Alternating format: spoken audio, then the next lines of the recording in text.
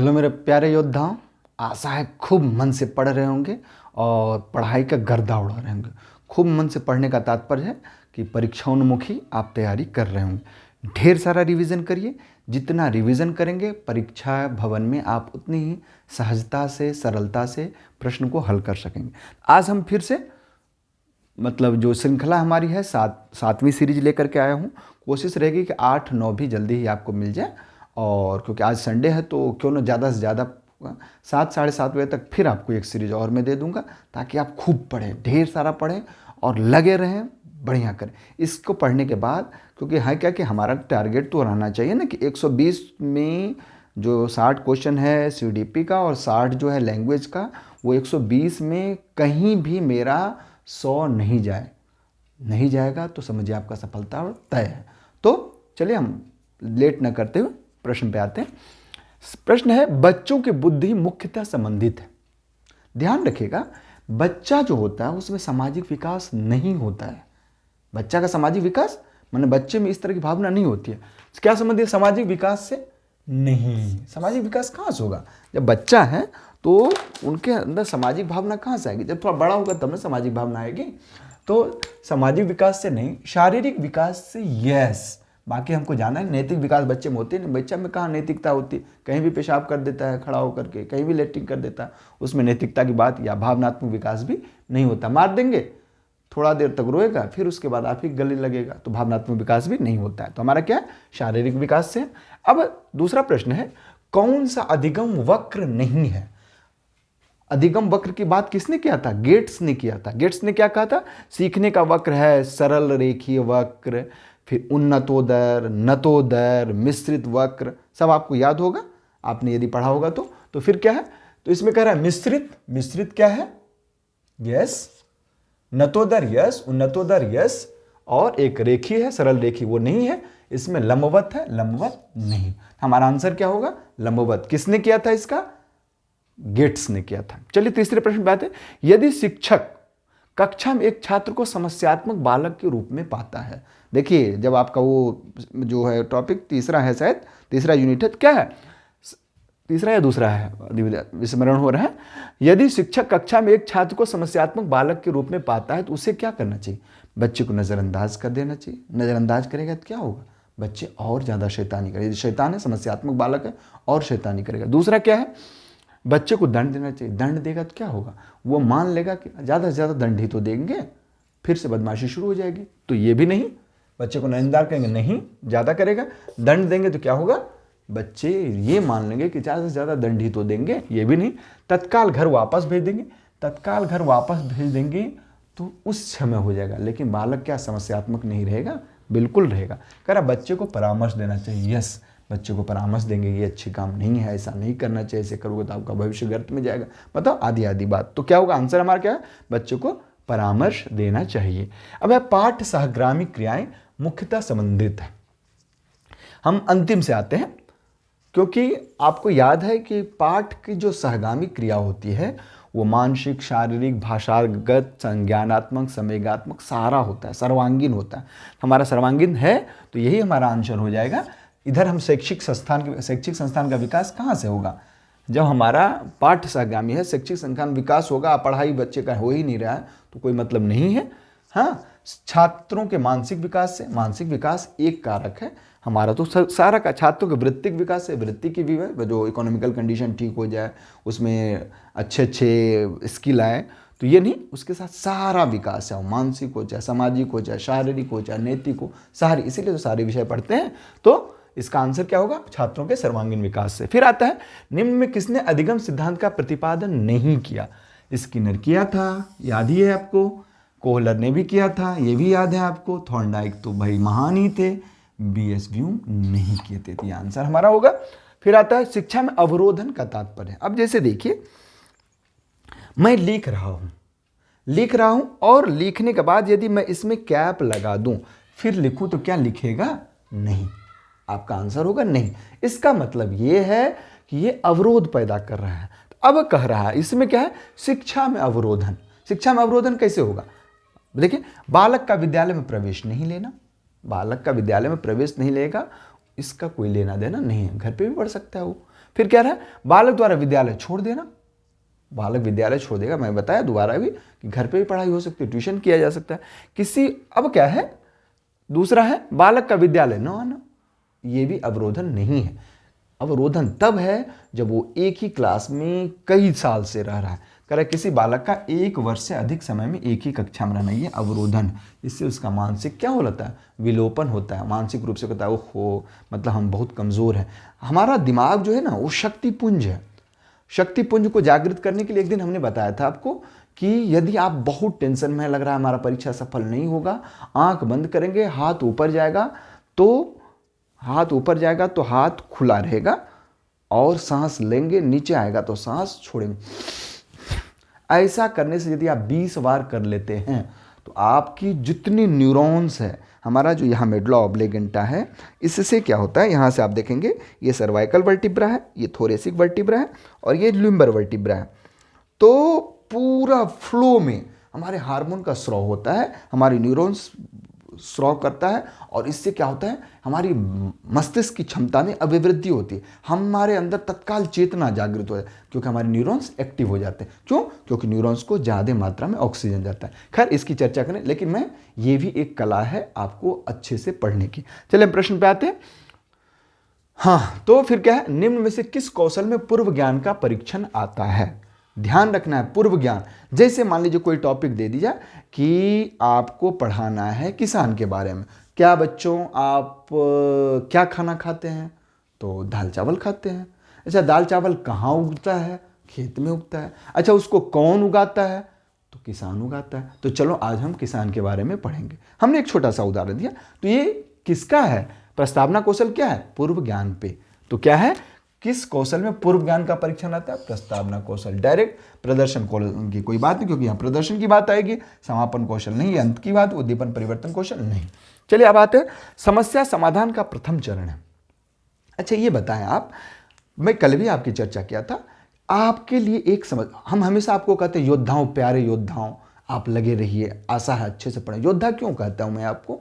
योद्धा इसलिए कहता हूं क्योंकि आप असली में योद्धा हैं। क्योंकि अभी नौकरी प्राप्त करना, जिसके अंदर वेल टैलेंट होगा, जिनको अपने भाषाई अपने विषयगत पकड़ होगी, वही करेगा, और वो क्या है, अपने आप में योद्धा है। इसलिए मैं आप लोगों को योद्धाओं कहता हूँ।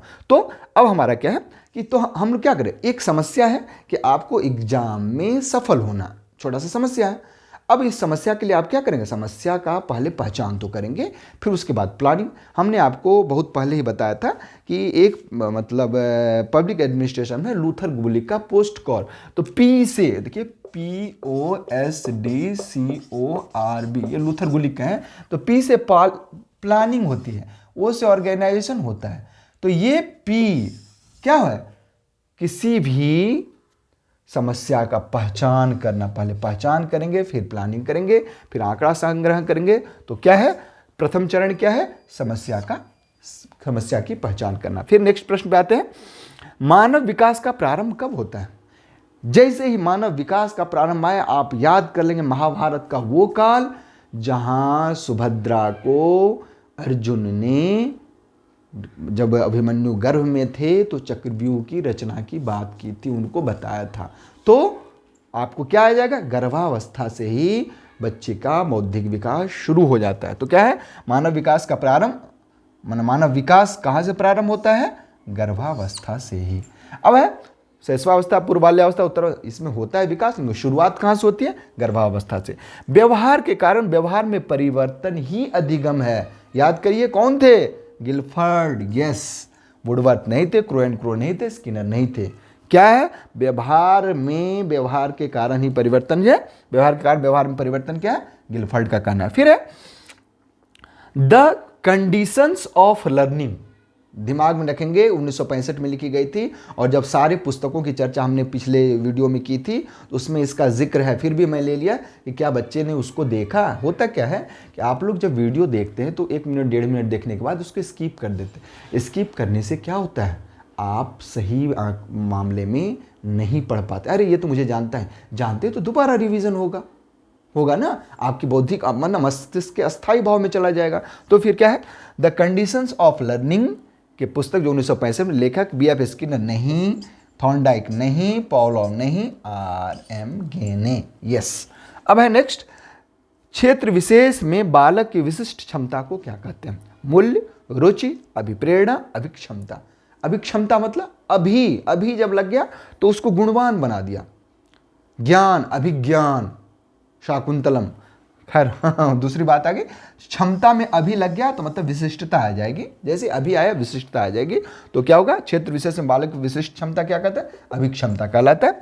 फिर है शिक्षण के दौरान आवाज में उतार चढ़ाव। जैसे मैं आपको जोर से बोलूं, जैसे वीर रस का है, याद करिए आप सुंदरकांड का, गजबाज कच्चर निकर पदचर रथ बरू थनि को गने बहुरूप निश्चर जूत अति बल जे सेन बरनत नहीं बने बग बन बाग उपवन बाटिका सर कूप पापी सोह ही नर नाग सुर गंधर्व कन्या रूप मुनिमन मोह। खैर, तो एक है ना, जय गिरि चरण दे हनुमंता चलूं सुगा पाताल तुरंता, तो उसको जोर से बोलना है क्योंकि वीर रस है।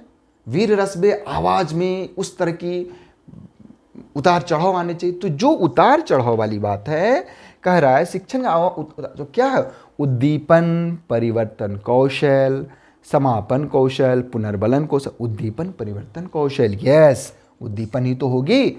उसके बाद पुनर्बलन कौशल नहीं। पुनर्बलन कौशल कब होता है? जब बच्चों को आप मोटिवेट करते हैं। प्रस्तावना कौशल नहीं। प्रस्तावना कौशल कब होता है? जब आप बच्चे से किसी चीज़ के बारे में मतलब अपने टॉपिक को जानने के लिए उसके पूर्व ज्ञान की मतलब जानकारी प्राप्त करते हैं। चलिए फिर है ब्रूनर की प्रतिबिंबात्मक अवस्था पियाजे के संज्ञानात्मक विकास। पियाजे ने भी जो 4 दिए थे, तो संज्ञानात्मक विकास के किस अवस्था से मिलते? औपचारिक संज्ञानात्मक अवस्था नहीं, संवेगात्मक गामक अवस्था नहीं, मूर्त संक्रियात्मक, पूर्व संक्रियात्मक। यस, पूर्व संक्रियात्मक अवस्था का और इनका ब्रूनर का प्रतिबिंबात्मक अवस्था एक ही बात है। चलिए अब हम आते हैं, निम्न में कौन सा संप्रेषण प्रक्रिया का तत्व नहीं है?